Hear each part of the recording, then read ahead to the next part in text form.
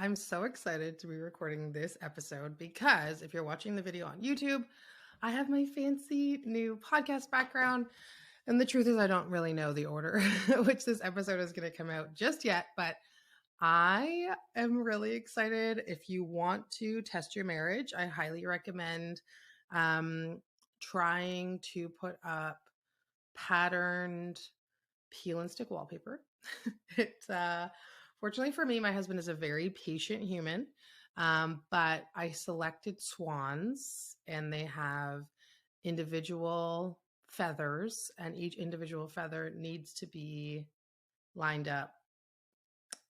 Needless to say, it was an interesting experience. The seam is right here for anybody that is watching on YouTube. I think we did pretty well, all things considered. We're still married, so all in all, I'd call it a win. But on today's episode, I want to talk about some perspective shifts that I've had to make as a CEO and a mother to really get me through this journey. And I've been an entrepreneur for 9 years. I'm in year 9 of entrepreneurship, of walking away from my corporate world, walking away from something that felt really safe, something that felt really secure, into a place that, if you've been in this journey before, it can feel like a roller coaster, and it can feel like at times nothing is going right. And there's some perspective shifts that I've had to make, because when I walked into entrepreneurship 8 years ago, 9 years ago, I'm not the same person that I am today. That girl, that version of me, she gone. And now there's a new version of me. And the first couple of years that I was an entrepreneur, I experienced a lot of heartbreak, and heartbreak as an entrepreneur, and obviously becoming a mother. But there's a lot that I went through over those first few years that have really shaped the way that I exist as a business owner now. And certainly, I could probably do an entire episode on all of those painful moments, and maybe I will do that. But today, what I want to share with you is really what are those shifts, and how can you apply them to your own life? And, whenever I share these experiences, I think one thing I want to make sure that you do as a listener is take what's for you and leave the rest.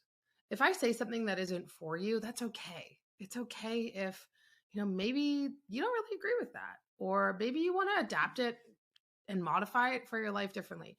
And if that's the case, then I celebrate it. But if you're up for it, I'd love to dive in on really what those 3 things are. And the first one is around this idea of being enough. And I think that this is a kind of a ongoing life journey for most of us, is this sense of not knowing what enough is, when it's enough. Are you enough for the people in your life, right? For your kids, for your partner, for your business, for your clients, all of that stuff, right? And I'm one of my own biggest critics. I am my harshest critic. And you talk to my friend Nicole Weston, who I will have on the podcast soon. That's my weather wound showing up.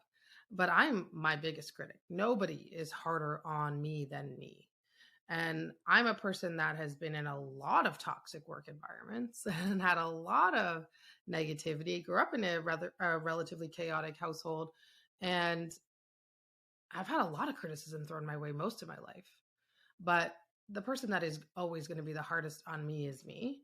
And that criticism, that harshness, certainly in the early stages of entrepreneurship, almost broke me. I have memories of, people leaving the gym and it just shattering me. I would cry every time somebody left, which, if you are familiar with gyms, it's a lot that people leave. We did have a really good retention rate, but people left. And like, that's for whatever the reason may be, but I used to take it really personally. And so learning that my best is enough has been a really difficult shift. And I don't want to pretend like I'm perfect at this, because I'm not, but I am doing things for the first time all of the time, whether it's as a mother, whether it's in my business, but I am always doing things for the first time, whether it's my kid's older and we're in a phase where, she has all of this attitude, or she is, navigating some really big feelings that she's never navigated before, or my two kids are arguing about things in a way that they've never argued before, or there's some developmental milestone that I've never navigated and I'm literally figuring it out for the first time. In fact, during one of my daughter's recent, we'll call it a meltdown, I literally had to say to her, like, Mommy is doing this for the first time. I've never had a 5.5-year-old before. So can we try to figure this out together? I don't know what I'm doing. And it happens in my business all the time too. I mean, with this podcast, I still have no idea what I'm doing, but I'm showing up and I'm doing it. And thankfully you're listening, but I don't know what I'm doing a lot of the time. And so I'm just figuring it out and allowing myself to have grace in that process has been such a journey, because I am a formerly very competitive person, like extremely competitive person. I have two sisters. I'm in the middle of three girls. We were kind of raised to compete with each other. That's a whole other episode. And I'm competitive. I used to be extremely competitive with other women. I used to be extremely competitive with everybody in my life. Thank goodness I am not that way anymore. But for me, when I have these feelings of not enough, oh, I didn't do that enough, I'm not enough, I really try to get curious with myself about, like, what story is talking to me right now? Whose voice am I hearing in my head? Am I hearing, my mother wound? Is this my mother wound talking to me? Is this my inner child talking to me? Like, who is the person that is being so mean to me right now, of all of the people that live in my head and all of the past traumas and all of the stories and all of the things that I carry? Like, who is the person speaking to me right now? Because I know it is not me in my present state. It is not 2023 Laura. It might be 2013 Laura. It's not 2023 Laura that is truly being this hard on myself. Because myself today, I know that everything that I'm doing is the best that I can do at that thing at that time. With the tools and the skills that I have in this moment, the things that I am doing are enough. Because I literally don't have the capacity to be bigger, to be more, to do better until I've done it for the first time.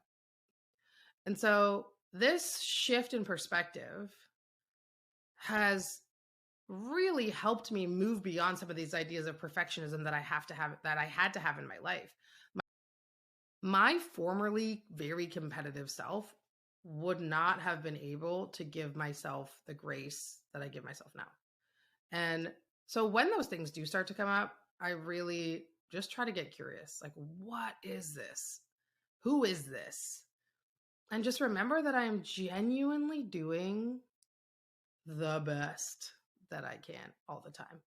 And so for me, that's allowed me to get through a lot of moments that have felt like I can't get through this in the moment. Like the moments, and you know what they are, right? When you feel paralyzed by a moment, you feel paralyzed by what's going on. And it's just like, I feel stuck. I'm not enough. The house is a mess. The laundry's piled up. I'm not exercising enough. I'm not spending enough time with my partner. My business isn't growing fast enough. All of these stories, right? When they start to come up, I really just try to sit with, no, like, I'm enough in this moment. I'm doing the best that I can with the tools that I have. And it's just a paradigm shift that has created a sense of ease in my life. And again, I'm not perfect. I'm not here to ever pretend that I am.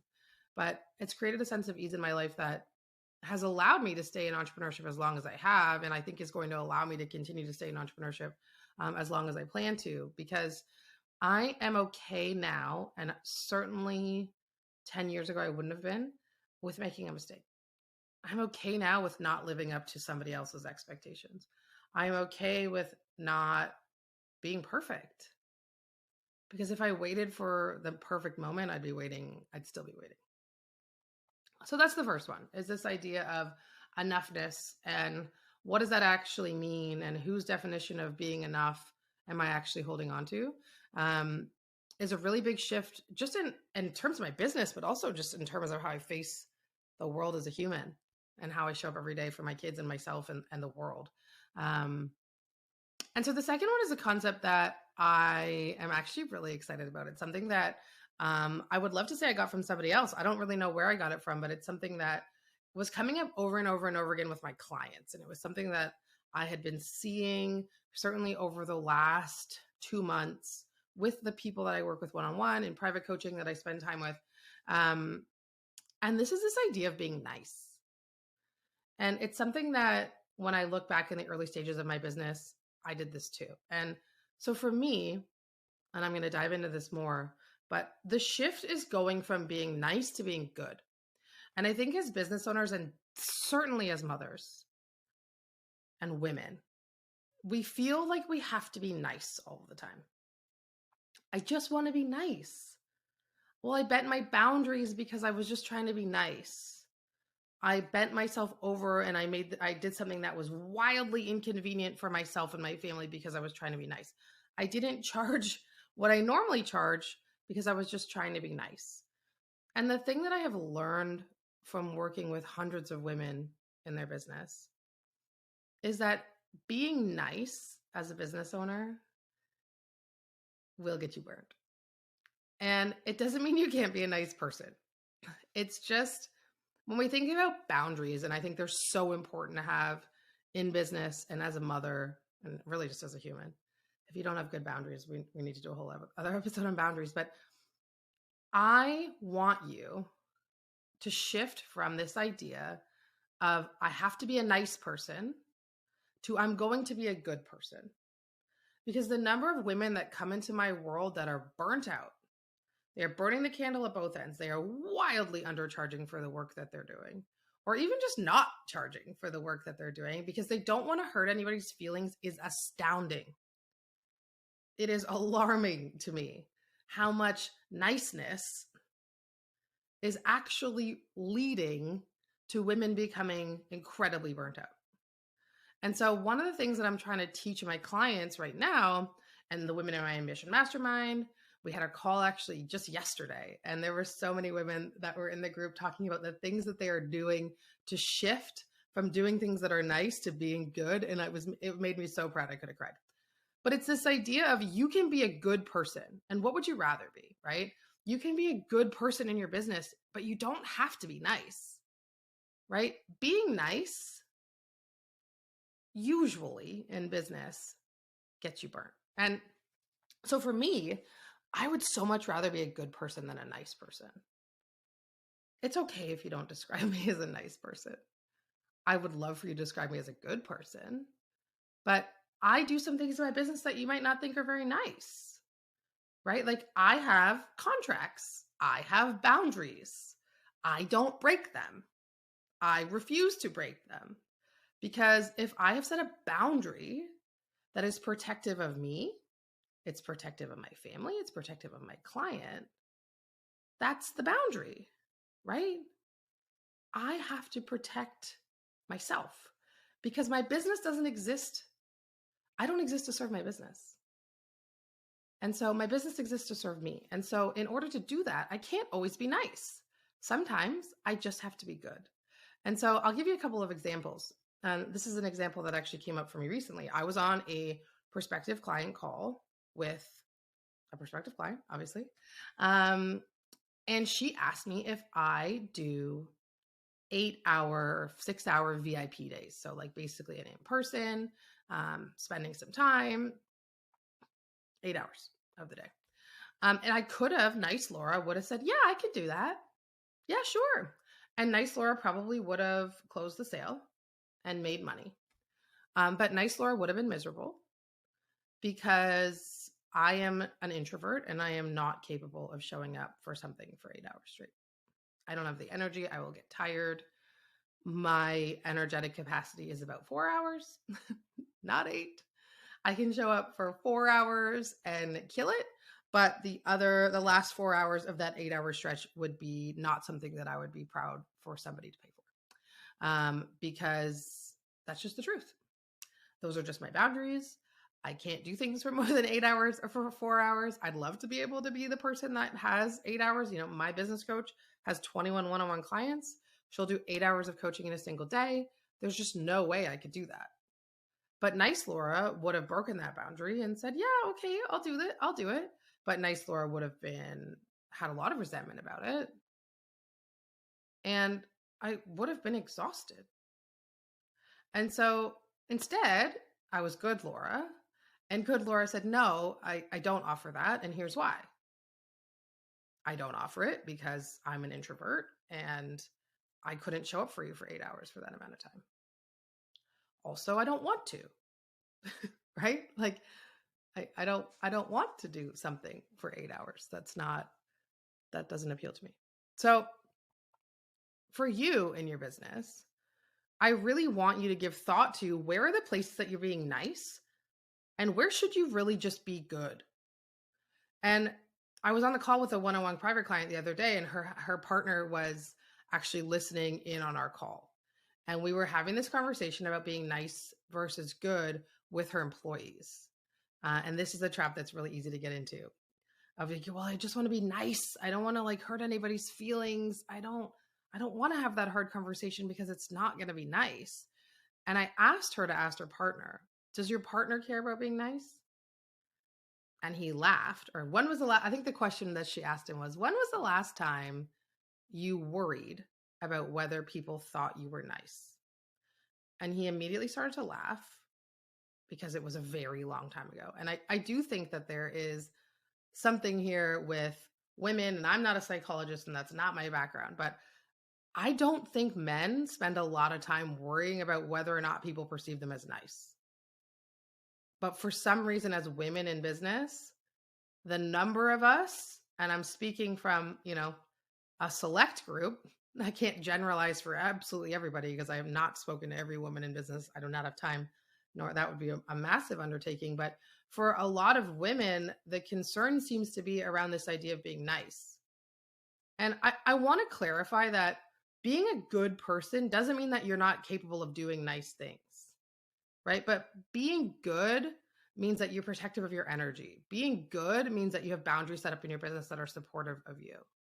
Being good means saying no to unaligned clients, no to unaligned projects. It actually means saying no to burnout.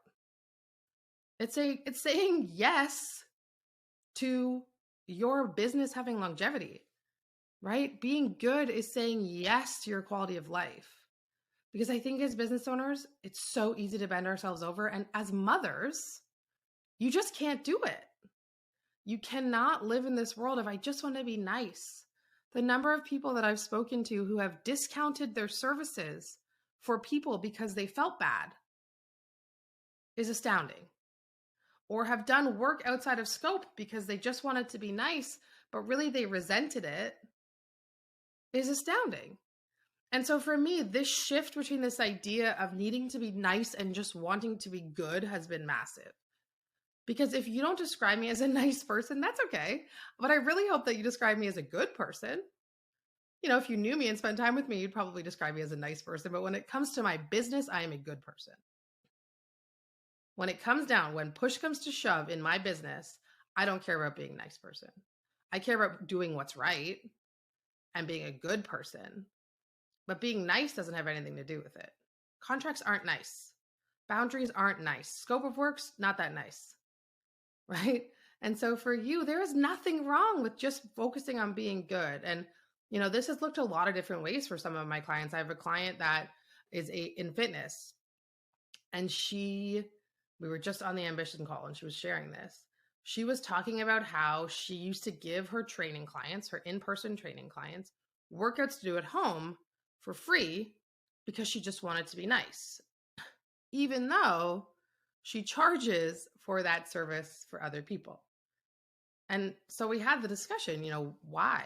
Why would you not charge for that? You're trying to make more money in your business. Your business needs to make more money. Charge for it.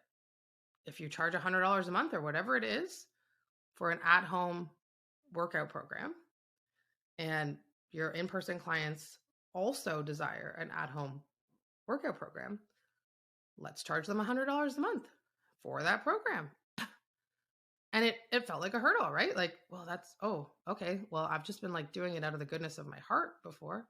Right. But it's still your time. You're still spending hours of your time creating an at-home workout program and getting paid nothing in return. In fact, you're devaluing yourself and devaluing your service and devaluing your private time with your family And so we switched it. And nobody minded, right? Because you're just being good. You can be a good person and have boundaries, and a good person and charge in full, and a good person and say no. You don't have to be nice all the time. And this shift has been massive for me, because anytime, honestly, that I've tried to be nice, and this is early on in my business, it's come back to bite me one way or another. Either it's biting me because it's becoming time abusive, or it's biting me because I'm full of resentment for this work that I don't really want to be doing for the amount of money that I'm being paid, or it's ended up in a conversation that like is sticky. And so for me, I like to just set the expectation from the beginning. Just stay good. All right. And I will absolutely do nice things for you as a person. But when it comes to my business, I'm going to just be good. Okay. And the last one is one that I'm actually really excited about. And it is a newer one to me in terms of how I'm going to phrase it for you. But it's something that I have come to really embody, I think, over the last couple of years. And as a person that is horrible at giving themselves compliments, I'm going to be proud of myself for even letting those words come out of my mouth. But I was listening to, I think it was Mel Robbins' podcast, and she had Amy Porterfield on it. And they were talking about this idea of confidence and confidence in business. And as a person that had very little confidence for most of my life, there are certainly aspects of my life now at 36 that I feel very confident in. There are other aspects of my life that I don't, but growing up, I certainly did not have a lot of confidence. I was really good at sports. I was a great swimmer, so I had a lot of confidence in that. But in general, haven't really felt confident in a lot of things until recently, even. So we're talking about this idea of confidence, and this shows up a lot in business as we're growing our businesses. We feel like we need to be confident in order to do something. We need to have all the information. We need to feel 100% certain in what it is that we're about to do before we actually do it. And for me, the way that I work with people, this shows up a lot of ways, right? People aren't feeling confident to launch the offer. They're not confident to show their face on social media. They're not confident enough to put themselves in that mastermind room, to join that group, because what if it doesn't work? Or what if I look dumb? Or what if I lose money? What if I fail? Right. And so Amy Porterfield and Mel Robbins, they were talking about the fact that you will never feel confident in something that you have not done yet. And as entrepreneurs, we are always doing things that are new. Because if you're not doing anything new, you're not growing. And while I always love to say that entrepreneurship is the biggest personal development journey you'll ever go on, motherhood is also a personal development journey if you choose to let it be. Otherwise, it's very painful. So I would highly recommend you choose to let it be. But what we actually need as entrepreneurs is not confidence, because you're not going to have it. Confidence will not show up. What you need instead is courage.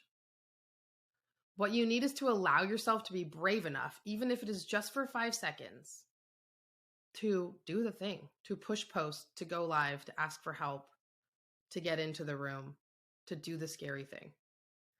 And I loved this so much. And I'm sure I didn't phrase that properly, but you don't need confidence. What you need is courage. And so I think if you are making the choice to be an entrepreneur, you're making the choice to be a career woman, to be a career rhythm and a mother, you're already doing the brave thing. You already have courage. You're already doing so much more than most. You have 2 full-time jobs, regardless of, and then layer on top all the other things, the mother load. I missed summer camp sign up the other day, welcome aboard, right? But you are not going to have confidence, but you do have courage. You've already chosen courage. You just need to choose it again and again and again, because confidence comes from doing things. Confidence comes from knowing that things are going to work out. Confidence comes from trying something and seeing that you didn't fall flat on your face. It comes from repetition. It comes from knowing that, okay, I've done this before. I'm going to do it again. I know that this worked, so I'm quite certain it'll work again. That's where confidence comes from. But if you're an entrepreneur and you are going to do something for the first time, whether it's launch a podcast or go live on social media or collaborate or join a mastermind, you need to have courage. Last year, I joined an in-person mastermind for the first time. I flew all the way to Arizona by myself, knowing nobody. Actually, that's not true. I did know somebody that I thought was going to be there, but they had COVID. So when I landed, I was completely alone. I didn't know anybody. But I was not confident in that situation. I gave myself a little bit of courage to actually hit buy. And then at that point, it was just so much money, I couldn't not get on the plane. But regardless of whatever it is, whatever the decision that you're facing right now, the thing that feels really scary that you're not certain about, the thing that you are truly lacking the confidence to pull off, and if you're waiting for that confidence to show up, it's not coming. And I mean that with so much love. But if you are waiting to feel confident, you will be waiting forever. So stop waiting to feel confident and just invite yourself to feel courageous. Allow yourself to be brave.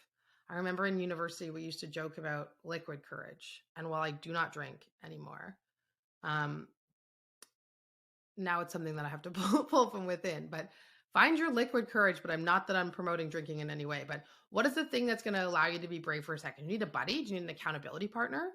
If you need an accountability partner for something that is scary for you right now, where you need your 5 seconds of courage, please DM me. I would be honored to give you a little kick of courage. Please allow me to do that for you. Okay. But your confidence, I can't give you that. And the reality is you're probably not going to get it either until you just do it. And so I love this so much. And it's been a perspective shift that, I'm really proud to have done, because I am a person that feels fear and does things anyway. Launching this podcast, super scary. Did it anyway. Launching my online business, scary. Did it anyway. Starting to post on my Instagram stories and show my face, scary. Did it anyway. Right. And I'm so proud of that version of myself that was terrified and did it anyway. And, for me, there's a lot of things that I do now every single day that used to scare the shit out of me, but doesn't scare me at all anymore. Not at all. And I just want to invite you to lean in. Okay. So those were the 3 really big perspective shifts that I've had to make in my 9th year of entrepreneurship, and really have worked through over the last 9 years, that I know are going to get me where I want to go. They are going to sustain me. And that is this idea of what is enough, defining enoughness, being good, not nice, and finding courage, not waiting for confidence. And so if any of these resonated with you, I would love for you to send me a DM and tell me. If they didn't resonate with you, if there was something that you're like, Laura, I do not agree with that at all, I would love for you to DM me and tell me. I would love to have this conversation. I am so grateful for you for listening to the podcast. I am so grateful for you for spending your time with me. I know how valuable it is. I cannot wait till we chat again, and we'll see you at the next one.